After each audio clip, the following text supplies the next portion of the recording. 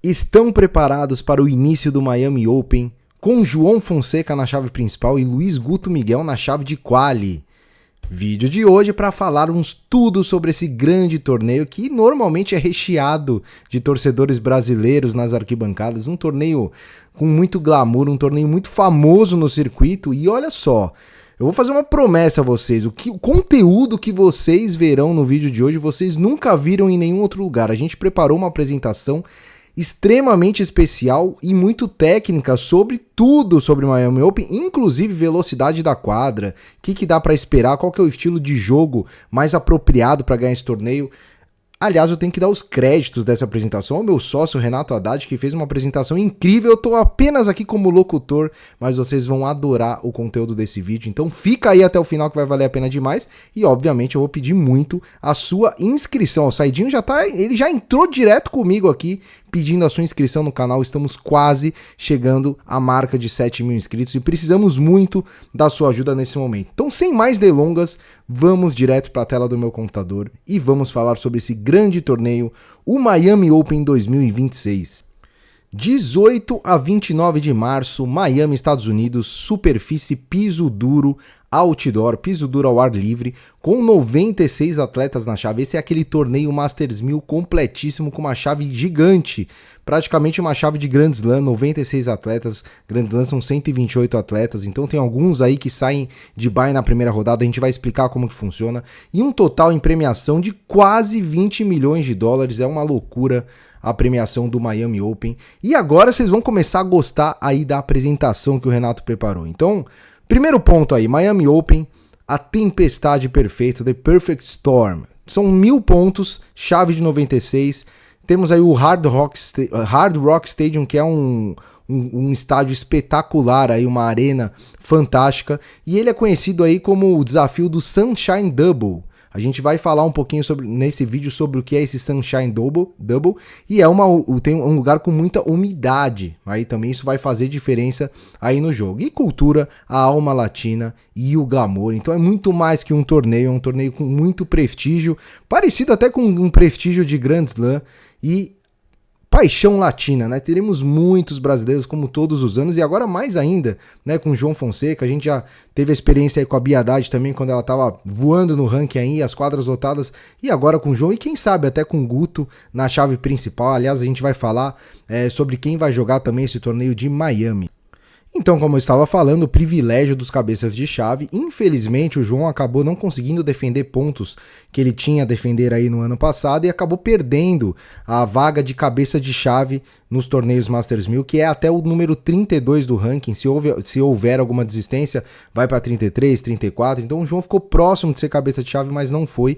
E isso é um detalhe crucial nesse torneio. Por quê? Os cabeças de chave avançam automaticamente para a segunda rodada. É o que a gente chama de bye no tênis. Então nessa primeira rodada, todos os 32 cabeças de chave avançam direto, os outros tenistas aí para compor esses 96 se enfrentam, então os cabeças de chave têm esse descanso, né, e o que é muito bom, né, afinal começa uma maratona aí na temporada, então é muito importante esse descanso. O João não vai ter esse descanso, né, vai jogar direto aí na primeira rodada, por não ter aí essa proteção no ranking, então esse é um detalhe bem importante desse torneio também.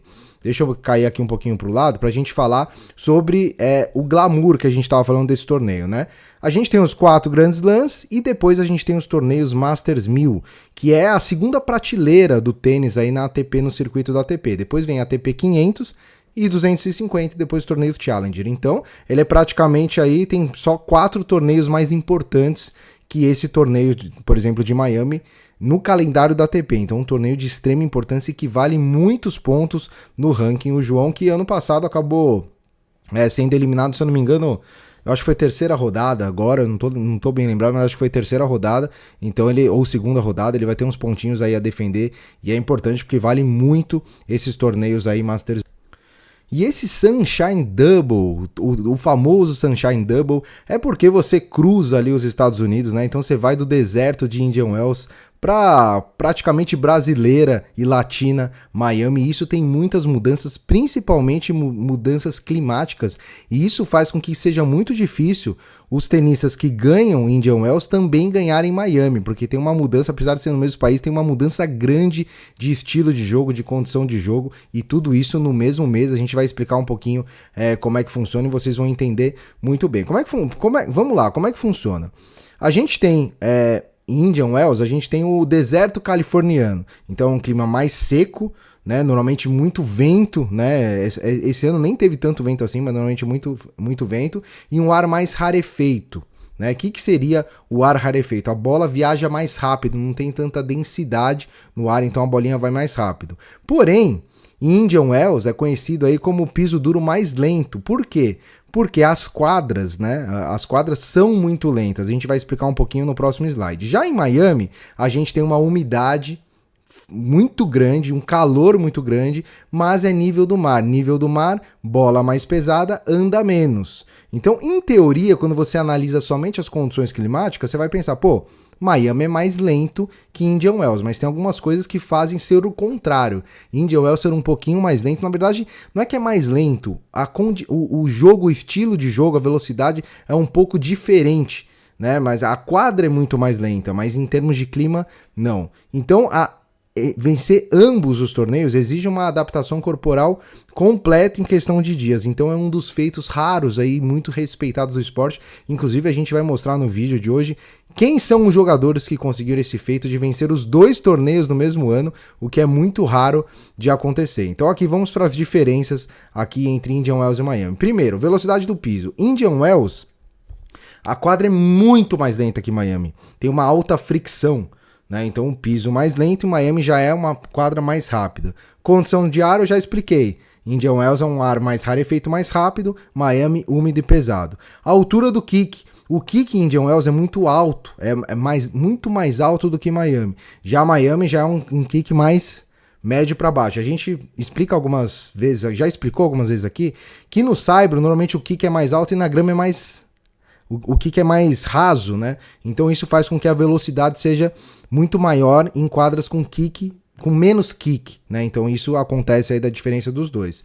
Então, em Indian Wells a gente vai ter mais rallies, normalmente tem mais rallies com mais efeito, mais topspin, bolas profundas. Miami já não, já é aquela quadra de piso, daquele jogo de golpes mais retos e saques mais rápidos. Então, em teoria, quando você analisa o estilo de jogador, aquele jogador que troca mais bolas, ele se dá melhor em Indian Wells do que em Miami. Miami é o lugar mais dos sacadores, de um jogo mais agressivo. Então, o jogo mais agressivo dá mais certo aí em Miami. Aí, mais uma explicação, né? A questão do kick da bola. Então, umidade que pesa no ar, chão liso, a bola desvia, que é o oposto da Califórnia.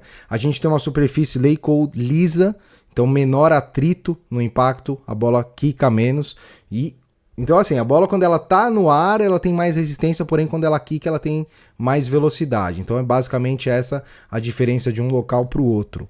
E aí a física de Miami, né, que é o freio invisível, né, que a gente até brincou aí. Então superfície, velocidade média, alta umidade, resistência do ar, então bola pesada e rallies mais longo. A física invisível que testa o preparo físico dos atletas ao limite extremo, transformando as partidas diurnas sob o sol em verdadeiras maratonas. Então, o aspecto físico ele conta demais também em Miami. Em Miami a gente vê até casos de jogadores passando mal, acontece também, então é importante estar bem fisicamente para aguentar aí o forte calor e umidade do ar. E estamos aí, né, hierarquia de grandeza. O que é isso? Teve alguns tenistas aí na história que conseguiram o feito de vencer ambos os torneios no mesmo ano, e foram pouquíssimos. A lista completa conta com os seguintes tenistas. Um título, Michael Chang, ex-número 1, André Agassi, ex-número 1, Marcelo Rios, também foi número 1, Sampras, nem preciso falar, número 1, e Jim Courier. Então olha o nível do jogador, tudo número 1 do mundo.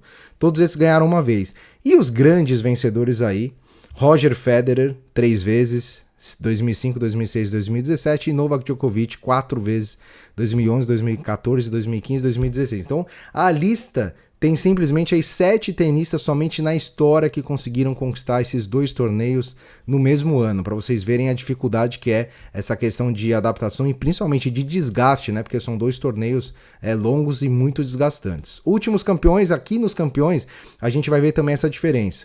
Mensik ganhou em 2025, inclusive em cima do Djokovic. Jannik Sinner 2024, Medvedev 2023, Alcaraz 2022 e Hubert Hurkacz 2021. Quando você analisa os vencedores, você vê que o estilo agressivo encaixa mais com Miami, né? Hubert Hurkacz, por exemplo, é um jogador, um grande sacador, assim como o Mensik, Medvedev, então são tenistas bem agressivos, né? O Sinner e o Alcaraz nem conta muito porque eles ganham em qualquer lugar, mas você vê que aí o estilo de jogo agressivo ele realmente dá certo aí em Miami. E quando a gente analisa aí os maiores campeões, temos um empate aí, né? 2 jogadores com 6 títulos, Novak Djokovic e André Agassi Djokovic, que ganhou 11, 12, 14, 15 e 16. Ele só não ganhou 2013 ali, senão ele teria 6 títulos consecutivos. Então aí é o grande jogador de Miami, como em vários outros torneios, né? E quem é que vai jogar esse ano? A gente tem a lista completa aí, né? Alcaraz, Sinner, Djokovic, Zverev, é a turma ali, a cavalaria, eu sempre brinco, né? No torneio Masters 1000 tá todo mundo jogando. E o João Fonseca, que é o atual 39 do ranking, está confirmado. E a gente tem uma grande surpresa, uma grata surpresa, que é o Luiz Guto Miguel, que vai disputar o qualificatório do Miami Open como convidado. Ele recebeu um white card, vai jogar o qualificatório, vai precisar de 2 vitórias para entrar na chave principal. É duríssimo, páreo duríssimo, porque o Guto acabou de conquistar aí suas primeiras vitórias a nível profissional, então ele vai pegar tenistas aí próximo a 100 do ranking, então vai ser uma batalha, mas quem sabe, tem condição, por que não, o Gutão, que também é um bom tenista de quadra rápida. E é isso, eu espero que tenham gostado da apresentação. Assim que sair o adversário do João Fonseca, a gente vai lançar aqui o vídeo pré-jogo com todos os detalhes, tudo que vocês já estão acostumados. E se você não conhece esse canal e gostou do conteúdo, peço a sua inscrição, o seu like, né? E se puder, o seu hype. Se estiver vendo pelo celular, clica ali no like, em seguida hypar o vídeo, que ajuda demais a gente na entrega do YouTube para outros amantes do tênis. Certo? Um grande abraço a todos. Nos vemos no próximo vídeo, assim que sair o adversário do João. Um grande abraço e até mais.